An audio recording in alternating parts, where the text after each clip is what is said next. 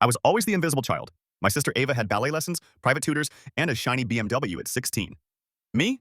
Hand-me-down clothes and endless lectures about gratitude. It was clear. Ava was the prized investment. I was just the backup. The only person who truly saw me was Grandpa Tom. Every Sunday, he'd take me to his workshop, teaching me about wood grain and craftsmanship. "You've got steady hands, kid," he'd say. "That means character." When Grandpa passed last month, my parents seemed oddly eager. For years, they dropped hints about his estate. The will reading was at the lawyer's downtown office. I showed up in my work clothes, just finished a shift at the hardware store.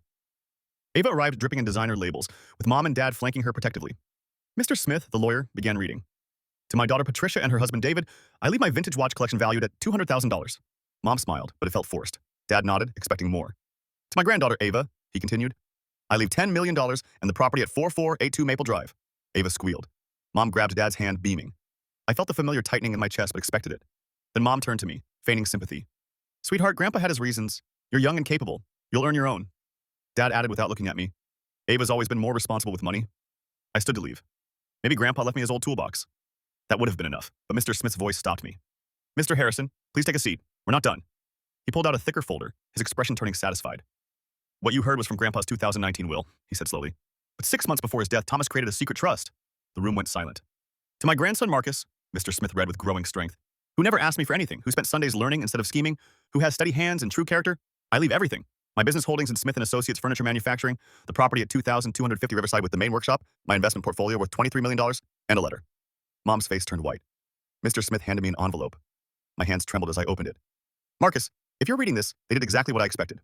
They gave Ava the money because she's their favorite, and told you to hustle on your own because you've never been enough.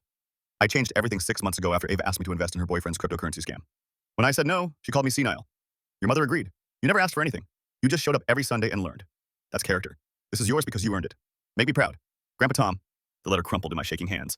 "This can't be legal," Mom shouted. "He was senile. Ava deserves—" "Mrs. Harrison," Mr. Smith interrupted coldly.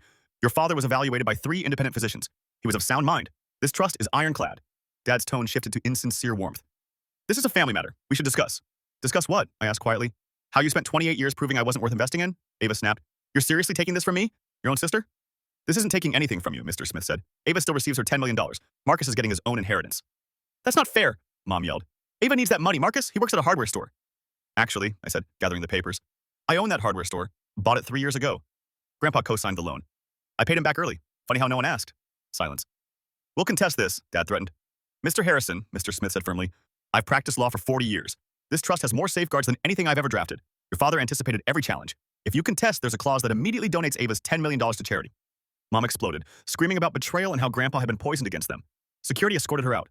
As I left that office, I realized Grandpa hadn't just left me money. He left me validation.